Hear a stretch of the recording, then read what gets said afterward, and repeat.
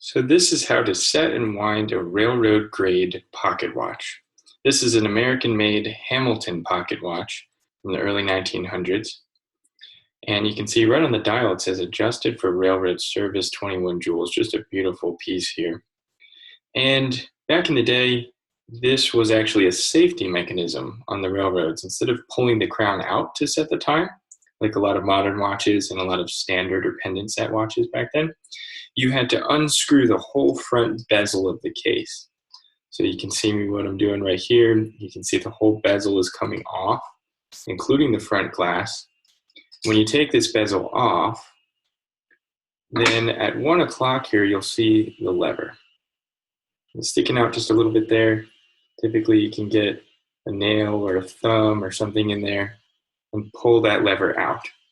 When your lever is out, you can set the time. So I'll set it to 10:10 here. And then I'll push that lever back in. And then you can wind normally. So when the lever's in, you're in wind. And when the lever's out, you're in set.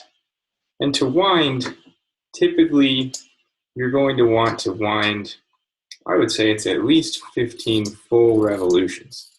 Don't be too worried about overwinding. You'll feel when you get to the end. Certainly be careful. But what I do, as you can see, is I'm actually rolling it between my fingers instead of pinching and turning.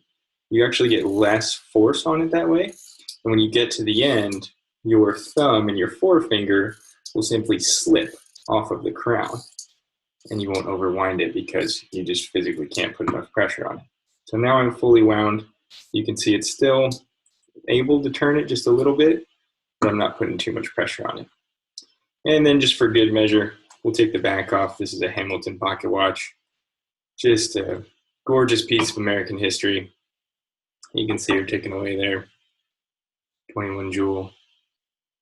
Absolutely stunning. So that is how to set and wind a railroad grade American pocket watch.